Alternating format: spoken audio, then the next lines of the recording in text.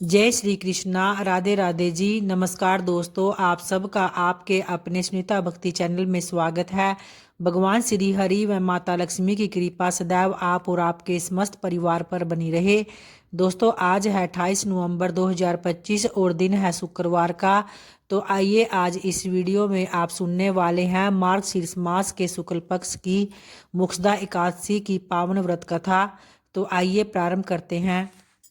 महाराज युधिष्ठिर ने भगवान श्री कृष्ण से पूछा कि हे भगवान, आप तीनों लोकों के स्वामी हैं, सबको सुख देने वाले और जगत के पति हैं। मैं आपको नमस्कार करता हूँ। हे देव, आप सबके हितैषी हैं, अतः मेरे संशय को दूर कर मुझे बतलाइए कि मार्गशीर्ष मास के शुक्ल एकादशी का क्या नाम है। उस दिन कौन से देवता का पूजन किया जाता है और उसकी विधि क्या है। कृपा मुझे ये सब बतलाइए। तो इस पर भक्त वत्सल भगवान श्री कृष्ण कहने लगे कि हे धर्मराज, तुमने बड़ा ही उत्तम प्रश्न किया है। इसके सुनने मात्र से यह संसार में फैलेगा। मार्गशीर्ष शुक्ल एकादशी अनेक पापों को नष्ट करने वाली है, अतः इसका नाम मोक्षदा एकादशी है। इस दिन दामोदर भगवान की धूप दीप नैवेद्य आदि से भक्ति वत्सल पूर्वक पूजा करनी चाहिए। अब इस विषय में मैं एक पुराणों की कथा आपसे कहता हूँ। गोकुल नाम के नगर में विखानस नामक एक राजा राज्य करता था। उसके राज्य में चारों वेदों के ज्ञाता ब्राह्मण रहा करते थे। वह राजा अपनी प्रजा का पुत्र व्रत पालन किया करता था। एक बार जब रात्रि में राजा ने एक स्वप्न देखा कि उसके पिता नरक में हैं, उसे बड़ा ही आश्चर्य हुआ। प्रातःकाल जब वह विद्वान ब्राह्मणों के पास गया और अपना स्वप्न उनको सुनाया, तो उन्होंने कहा, मैंने अपने पिता को नरक में कष्ट उठाते हुए देखा है। उन्होंने मुझसे कहा कि हे पुत्र, मैं नरक में पड़ा हुआ हूँ, अतः यहाँ से तुम ही मुझे मुक्त करा सकते हो। जब से मैंने ये सब वचन सुने हैं, तब से मैं बहुत बेचैन हूँ। चित्त में बड़ी अशांति हो रही है। मुझे इस राज्य, धन, पुत्र, स्त्री आदि, घोड़े, हाथी में कुछ भी सुख प्रतीत नहीं होता, और अब मैं क्या करूं। तो इस पर राजा ने कहा, हे ब्राह्मण देवताओं, इस दुख के कारण मेरा सारा राज्य जल रहा है। अब आप कृपा करके कोई तप, दान, व्रत आदि से ऐसा उपाय बतलाइए कि जिससे मेरे पिता को मुक्ति मिल जाए। तो उस पुत्र का जीवन व्यर्थ है जो अपने माता पिता का उद्धार न कर सके। एक उत्तम पुत्र जो अपने माता पिता तथा पूर्वजों का उद्धार करता है, वह 1000 मूर्ख पुत्रों से अच्छा होता है। जैसे एक चंद्रमा सारे जगत में प्रकाश देता है, परंतु हजारों तारे नहीं कर सकते। तो ब्राह्मणों ने कहा, हे राजन, यहाँ पास ही भूत भविष्य वर्तमान के ज्ञाता पर्वत ऋषि का आश्रम है, अतः आपकी समस्या का हल वे जरूर हल करेंगे। तो ऐसा सुनकर राजा मुनि के आश्रम पर पहुंचा। उस आश्रम में अनेक शांत चित्त योगी और मुनि तपस्या कर रहे थे। उसी जगह पर्वत मुनि बैठे थे। राजा ने मुनि को साष्टांग दंडवत प्रणाम किया। तो मुनि ने राजा से सांगोपांग कुशल पूछी। राजा ने कहा कि हे महाराज, आपकी कृपा से मेरे राज्य में सब कुशल है, लेकिन अकस्मात मेरे चित्त में अत्यंत अशांति होने लगी है। तो ऐसा सुनकर पर्वत मुनि ने आंखें बंद की और भूत विचारने लगे। फिर बोले, हे राजन, मैंने योग के बल से तुम्हारे पिता के कुकर्मों को जान लिया है।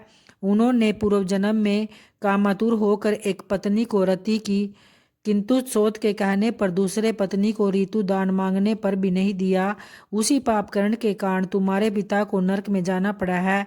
तब राजा ने कहा, इसका कोई उपाय है तो मुझे बतलाइए। तो इस पर मुनि बोले, हे राजन, आप मार्गशीर्ष एकादशी का उपवास करा करें और उस उपवास के पुण्य को अपने पिता को संकल्प कर दे। इसके प्रभाव से आपके पिता की अवश्य नरक से मुक्ति होगी। तो मुनि के ये सब वचन सुनकर राजा महल में आ पहुंचे और मुनि के कहने पर अनुसार कुटुंब सहित मोक्षदा एकादशी का व्रत किया। इसके उपवास का पुण्य उसने पिता को अर्पण कर दिया। इसके बाद से उसके पिता को मुक्ति मिल गई और स्वर्ग में जाते हुए वे पुत्र से कहने लगे, हे पुत्र, तेरा कल्याण हो। यह कहकर स्वर्ग चले गए। मार्गशीर्ष मास की शुक्ल पक्ष की मोक्षदा एकादशी का जो व्रत करते हैं, उनके समस्त पाप नष्ट हो जाते हैं। तो इस व्रत से बढ़कर मोक्ष देने वाला और कोई व्रत नहीं है। इस कथा को पढ़ने या सुनने से वाजपेय यज्ञ का फल मिलता है। साथ ही यह व्रत मोक्ष देने वाला तथा चिंतामणि के समान सब कामनाओं को पूर्ण करने वाला भी है। तो प्रेम से बोलिए भक्तों, भगवान श्री हरि विष्णु व माता लक्ष्मी की जय। और आइए अब भगवान श्री हरि विष्णु की स्तुति वंदना का उच्चारण करेंगे। ओम शांताकारं भुजगशयनं पद्मनाभं सुरेशं विश्वधारं गगनसदृशं मेघवर्णं शुभांगं लक्ष्मीकान्तं कमलनयनं योगिभिर्ध्यानगम्यं वंदे विष्णु भव्यहारम सर्वलोकैकनाथम। अर्थात जिनकी आकृति स्वरूप अतिशय शांत है, जो जगत के आधार व देवताओं के भी ईश्वर हैं, जो शेषनाग की शैया पर विश्राम किए हुए हैं, जिनकी नाभि में कमल है और जिनका वर्ण श्याम रंग का है, जिनके अतिशय सुंदर रूप का योगी जन भी ध्यान करते हैं, और जो गगन के समान सभी जगहों पर छाए हुए हैं, जो जन्म मरण के भय का नाश करने वाले और संपूर्ण लोकों के स्वामी हैं, जिनकी भक्त जन वंदना करते हैं, ऐसे लक्ष्मीपति कमल नेत्र भगवान श्री हरि विष्णु को अनेक प्रकार से विनती कर मैं प्रणाम करता हूँ। जो ब्रह्मा शिव वरुण इंद्र जिनकी दिव्य स्त्रोतों से स्तुति गाकर उन्हें प्रसन्न करते हैं, सामवेद के गाने वाले अंग पदक्रम और उपनिषदों के सहित वेदों द्वारा जिनका गान करते हैं, जिनकी योगी जन ध्यान में स्थित प्रसन्न हुए मन से जिनका दर्शन करते हैं, और देवता और असुर जिनके अंत को नहीं पा सकते, उन नारायण भगवान विष्णु को मैं बारंबार प्रणाम करता हूँ। और आइए अब हरि विष्णु जी की आरती को प्रारंभ करते हैं।